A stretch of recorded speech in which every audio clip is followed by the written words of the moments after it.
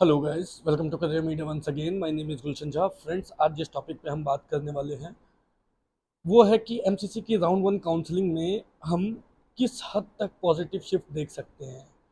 क्योंकि स्टूडेंट्स के मन में ये क्वेरी है कि किस रैंक पे कौन सी ब्रांच मिल सकती है राउंड वन काउंसलिंग में, या आप इसे अगर दूसरे शब्दों में समझे तो क्या literally 2023 MCC round one counselling में पॉजिटिव शिफ्ट आएगी।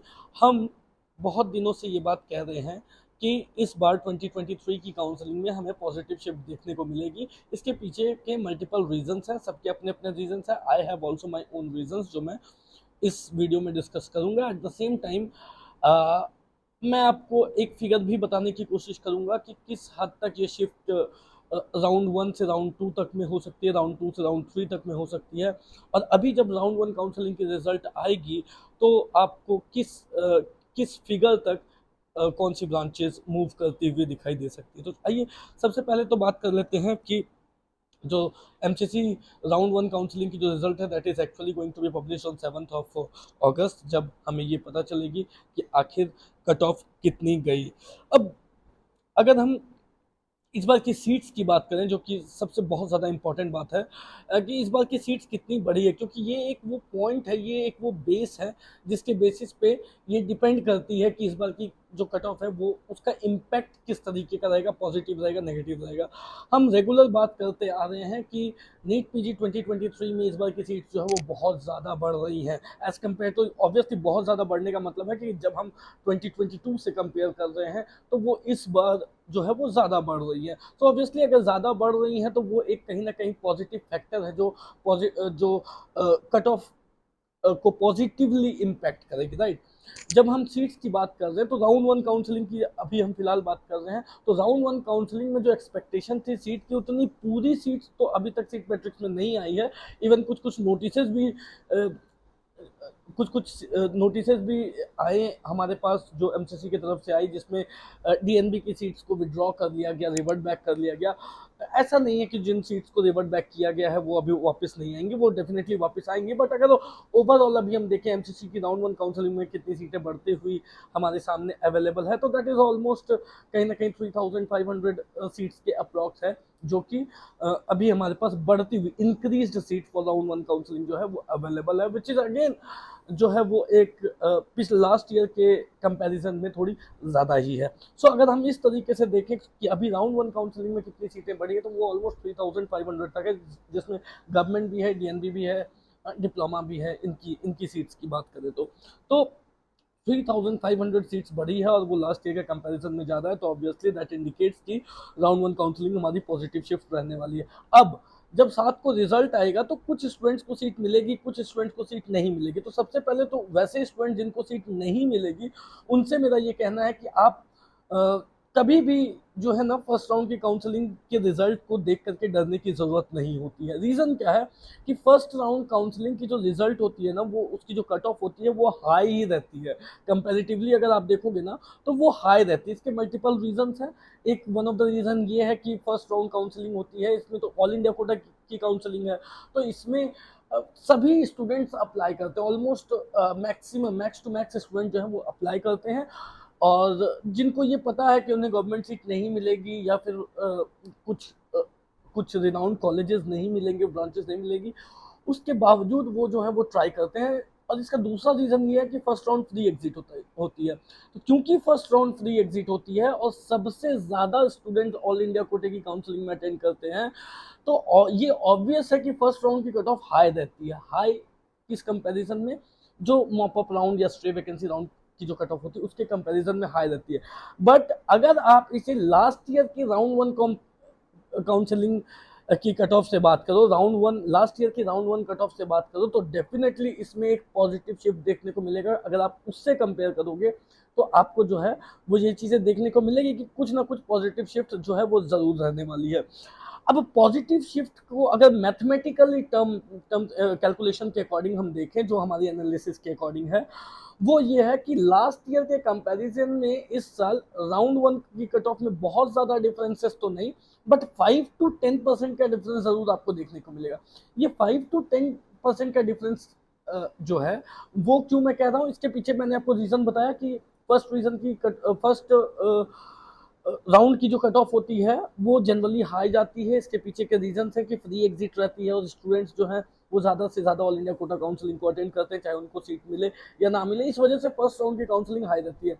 जब हम फर्स्ट राउंड से सेकेंड राउंड की तरफ जाएंगे तो वी विल सी कि वो कट ऑफ थोड़ी डाउन होती है, और जब राउंड 2 से राउंड 3 में जाते हैं तो वो देखते हैं कि वो कट ऑफ और ज़्यादा डाउन होती है। तो इसका जो मैथमेटिकल जो परसेंटेज है कि किस परसेंटेज में ये कम होती है, उसको अगर आप देखेंगे तो राउंड 1 काउंसलिंग में ऑलमोस्ट 5 to 10% का जंप आपको देखने को मिल सकता है in comparison to last year. फिर राउंड 1 काउंसलिंग से राउंड 2 काउंसलिंग में आप जाएंगे तो यू विल सी कि 10 to 15% से 16% का जंप आपको देखने को मिल सकता है राउंड 1 से राउंड 2 में जो कट ऑफ आएगी उसके बीच में। और यही जैसे जैसे आप मॉपअप की तरफ जाते हैं तो ये जंप जो है वो 20 to 25% का जंप आपको देखने को मिल सकता है इन मॉपअप राउंड। और आप स्ट्रे में जाते हैं तो you can see some magical figures also कुछ आपको स्ट्रे में कुछ कुछ मैजिकल फिगर्स भी आपको देखने को मिलती है।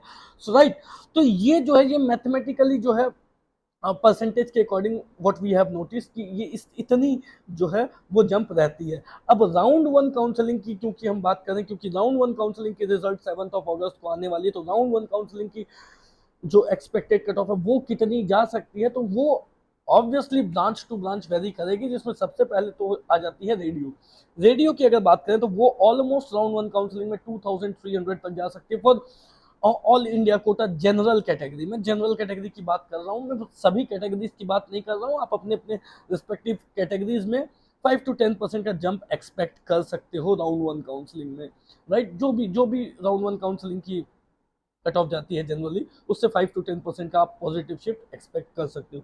सो अभी मैं फिलहाल ऑल इंडिया कोटे जो गवर्नमेंट सीट्स हैं, डीएनबी की भी बात नहीं कर रहा हूँ, ना ही डिप्लोमा की बात कर रहा हूँ, इनकी बात नहीं कर रहा हूँ मैं अभी सिर्फ जो है वो ऑल इंडिया कोटे की जो 50% सीट्स है उनकी रेडियो की बात करूँ तो यू कैन सी कि ये जो है रेडियो की राउंड 1 काउंसलिंग की जनरल कैटेगरी की क्लोजिंग रैंक वो अप टू 2300 तक जा सकती है। डरमा की अप टू 2800 तक जा सकती है। मेडिसिन की अप टू 4000 तक जा सकती है। पीडिया की अप टू 6000 तक जा सकती है। रेस्पिरेटरी मेडिसिन की अप टू 7000 तक जा सकती है। इमरजेंसी मेडिसिन की अप टू 7700 तक जा सकती है।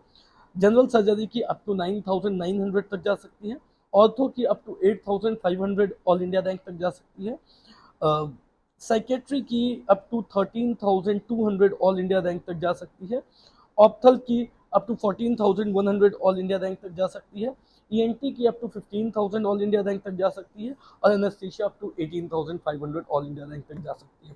तो इसी तरीके की जो शिफ्ट है वो अगर आप देखोगे almost that will be in the range of 5 to 10%। ऐसा नहीं, ये मेरा ये कहने का मतलब नहीं है कि 10% की ही शिफ्ट आएगी, वो कहीं ना कहीं 5 to 10% के रेंज में रहेगी।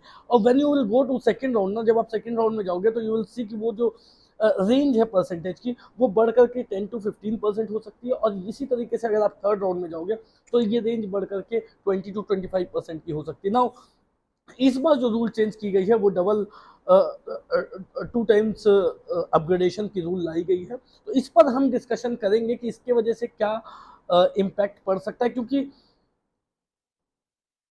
अब देखो कि all India quota round 1 counselling होती है, उसके बाद फिर स्टेट की राउंड 1 काउंसलिंग होती है। स्टेट की राउंड 1 काउंसलिंग होने के बाद ऑल इंडिया राउंड 2 होती है। ऑल इंडिया राउंड 2 होने के बाद स्टेट की राउंड 2 होती है। और स्टेट की राउंड 2 होने के बाद जो है ऑल इंडिया की राउंड 3 होती है। ऑल इंडिया राउंड 3 होने के बाद फिर स्टेट की राउंड 3 होती है, देन ऑल इंडिया की राउंड 4 होती है, देन स्टेट, और उसी टाइम में फिर ऑल इंडिया स्टेट की राउंड 4 होती है।